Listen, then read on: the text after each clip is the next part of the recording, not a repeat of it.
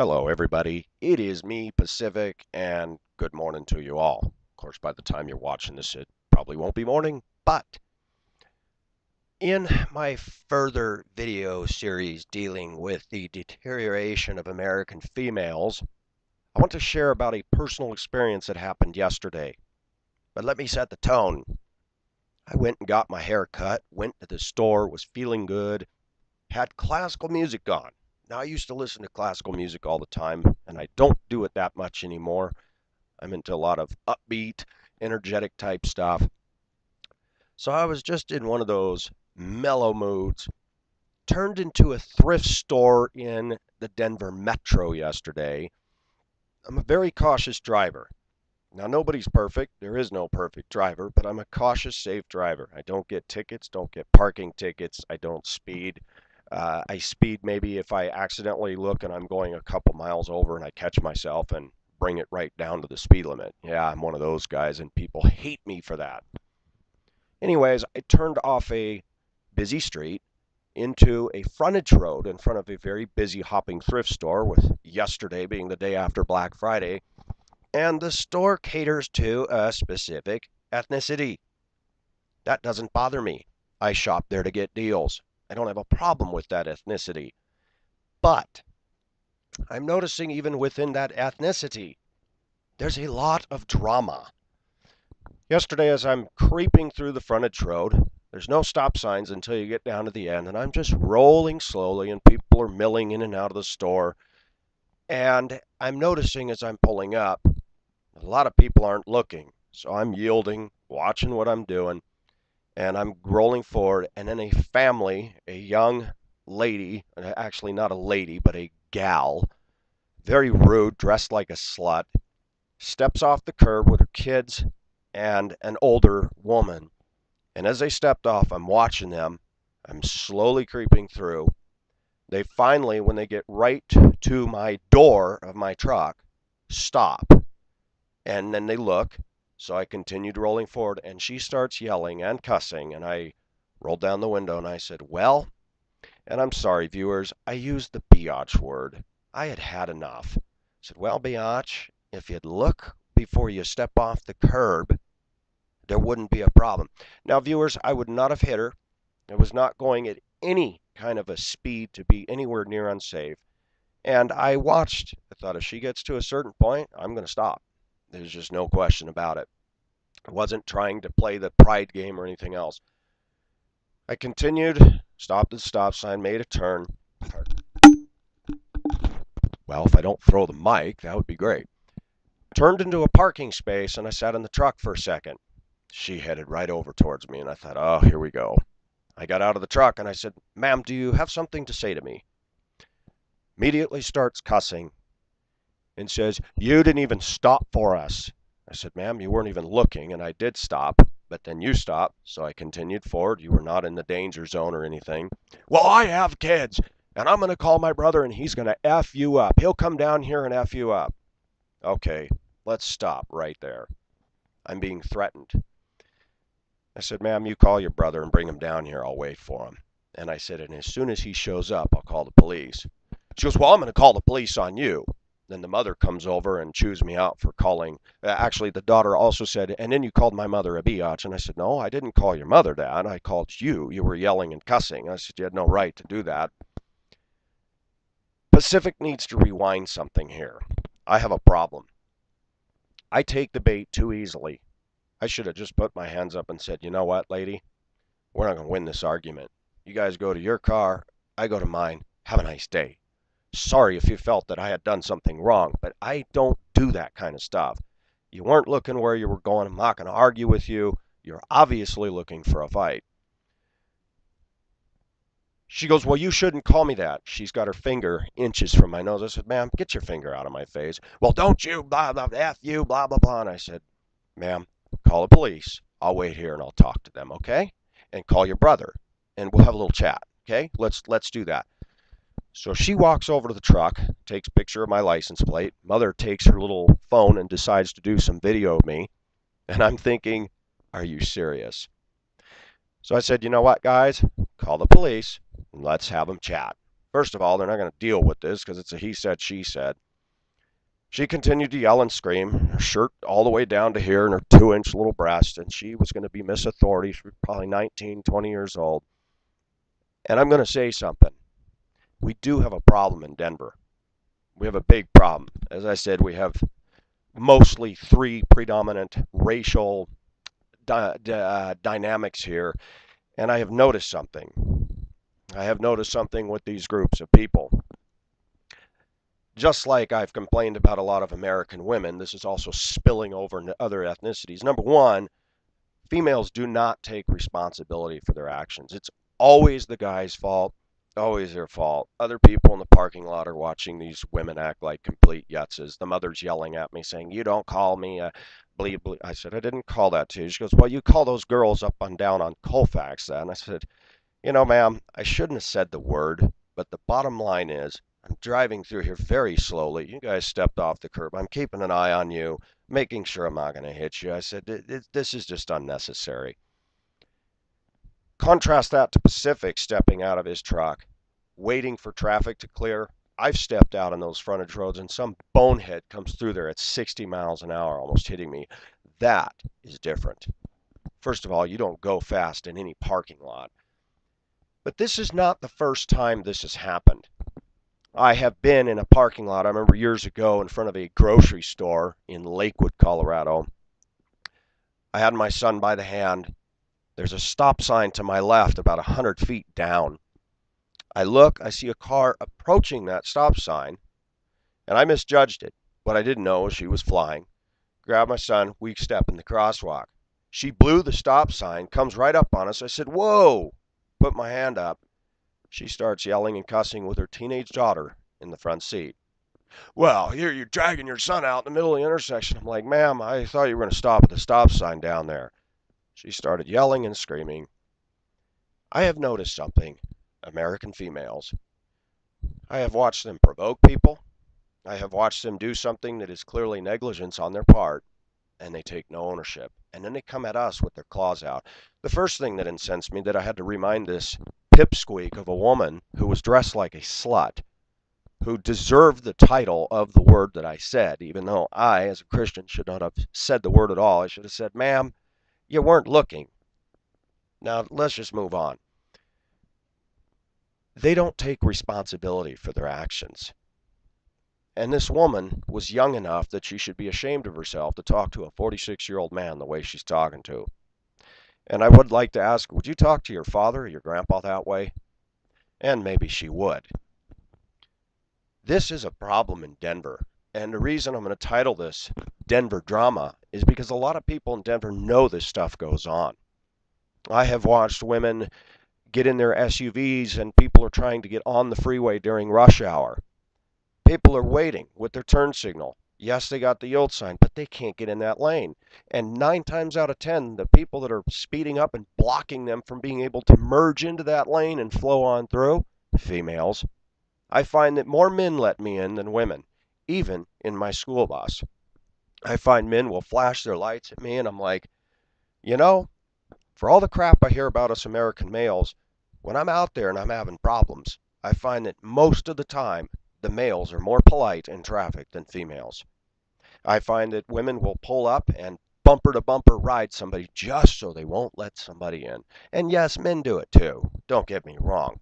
But when I'm in a pinch and I need to get over in a 40-foot bus or my pickup, it's the men who let me in most of the time. I wanted to say something about this because drama seems to be big with American females. They're not happy. Something's wrong. So they go out and they take an opportunity, twist it around, spin it around, and then when they find some perceived fault with the other person, and here was the thing that was amazing. Not once did the girl or the mother apologize for her daughter's profanity and yelling and screaming at me. Their focal point was the fact that I reacted and called her the biatch. And I'm like, this is another American dynamic. Let's use a case in point. Say I'm walking down the street. Some dude's minding his own business, and I go up and smack him upside the back.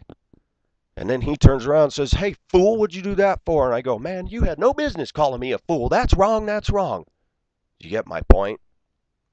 Women provoke people, somebody reacts, and the reaction is more sinful than the provocation.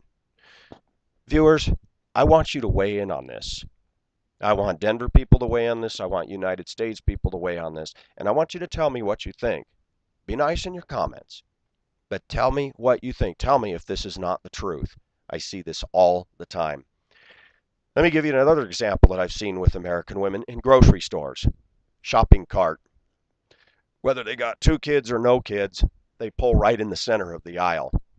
There's not enough room to get around on the left, not enough room to get out on the right. Now, I believe in saying excuse me, but I've noticed something.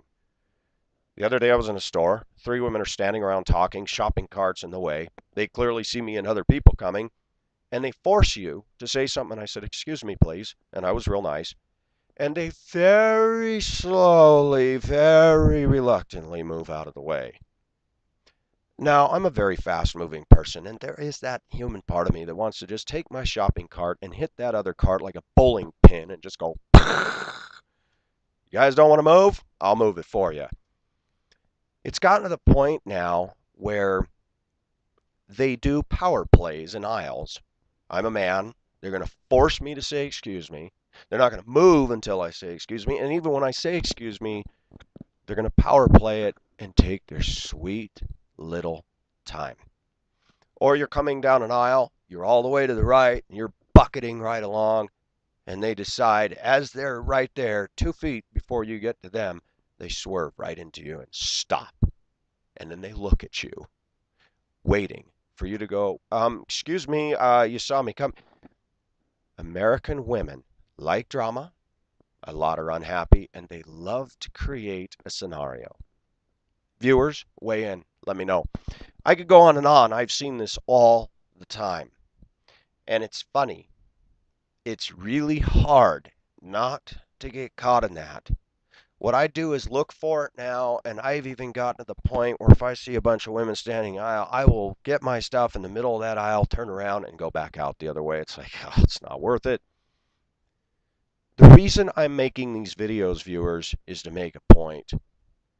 We men need to start speaking up about the way American women are behaving. The feminists, the women stood up and cried about the right to vote, and they were heard, and they got their wishes. We men need to start fighting back. And when I say fighting, I don't mean revenge, I don't mean violence, I don't mean petty stuff.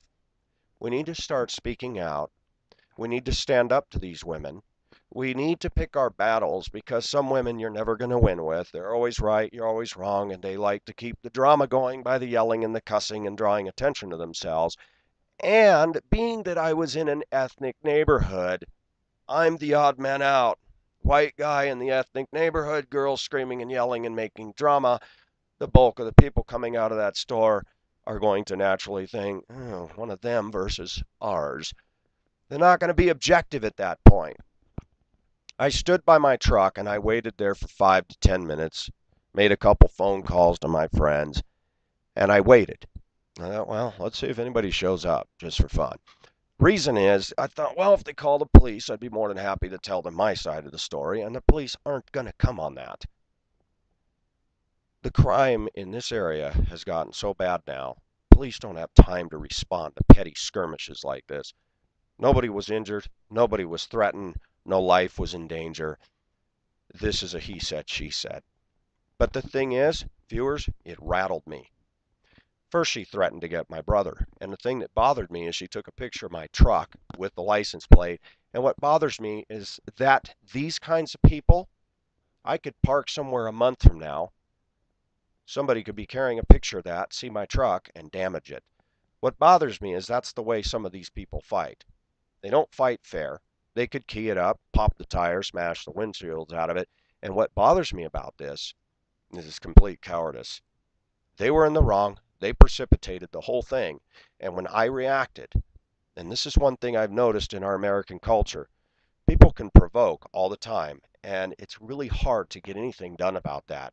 But the guy who reacts gets penalized. Another case in point. Years ago, we had a real problem in Denver with tagging, graffiti artists, so to speak. Guy was in his business one night down in a rough neighborhood, heard some noise, opened the back door, to see a punk spray painting all over the back of his business. He grabbed the guy, grabbed the spray can, and spray painted his face and his body. Guy goes to the police. The police arrest the business owner, and there was a big outcry. The sad thing is, he got in trouble, not the perp. Boy, we better turn this around. If in American society the bad guys can get away with this kind of behavior and we're not even supposed to react, and what happens in courts now is the lawyers try to find the fault with the guy who's the victim, and that is wrong. I don't believe in vigilante justice, but in that instance, I think the punishment fit the crime. Maybe if a tagger got spray painted in the face, he'd get the hint. I don't like the wall of my business or my truck or my garage spray painted with the F word. If I don't like it, maybe you don't like it if I do it on your face. Just some things to think about. But in my Bashing the American Female series, I'm going to be dealing with more of this. I love women. I adore women. Most of my friends are females. I am not a misogynistic, chauvinistic guy. But Pacific has had enough of the American female and their little attitude and their little Queen Latifah mentality, and it's time for us men to start binding together and speaking out and pushing back just a little bit. And I would encourage men to give me your viewpoint. And there's been some great women out there that have commented to me as well, saying that they agree with what I'm saying. Most people that know me know I'm harmless. I don't carry a gun. I don't start fights. I don't threaten people. Most of the time, I just try to mind my own business and get along in this increasingly hostile society. For example, pulling into a parking lot. How did I know somebody was going to not look what they were doing, start a drama, and then threaten to bring a brother down to F me up? You know, that's when there's that part of me humanly that says, well, I'll tell you what, bring your brother down and I'll introduce him to my Colt 38 under the seat of my truck. Even though I don't have a gun, it'd be fun to play that bluff. Problem is, the minute I say something like that, then I'm in danger. There's something wrong in our society where somebody can provoke and cause a problem, and somebody just verbally says something, and then you're the bad guy. American women, you need to start taking ownership. You're not all that, and when you act the way you act, expect feedback. You're all about your rights and your entitlement. Well, let me tell you something, American females. I have rights too. And when you step all over me and you mouth off to me, and I turn around and say, hey, biatch, watch where you're going. Take stock. Take a look within. Get control of yourself. Get your emotions under control and start using that thing in between the ears called a brain. And start realizing, hey, I wasn't looking where I was going. I'm sorry, sir. No problem. Have a good day. But if you keep doing what you're doing, don't expect all of us males to lay down, because we're getting tired of it. And it's time for equal rights to be visited for us males. We've had enough. Males, let's stand up. Let's say something about this. Let's have some discussion. I would love to start a support group in Denver or anywhere with men that are tired of this. Men that are just browbeat by their wives that put them down, and tell them that they're always at fault. While they're shopaholics, spendaholics, run up credit card debts, their cars look worse than a rolling dumpster. I'll tell you what, I have seen men's homes and trucks and cars cleaner than most women today. And now the average woman is, well, sorry, my house is a mess. If you don't like that, then move along. We're all supposed to accept all their faults, but read any dating profile about what women are looking for in males. It's disgusting. They have a perfect quota list of what they want in us males, but then you're expected to put up with their obesity, sluttiness, trashy attitude, messy homes, unruly kids, all their bad habits, 420, smoking, drinking, the whole works. But we men are supposed to be perfect, high income, great car, and be perfect to them all the time. I'm so done with that. If it means I'm single for the rest of my life, then better that than to put up with this garbage. And I will tell you something, American woman. I will find a woman fresh off the boat that lands on this shore that likes me before I'll choose an American citizen, hands down. I've had enough. This is Pacific signing off. Have a great day.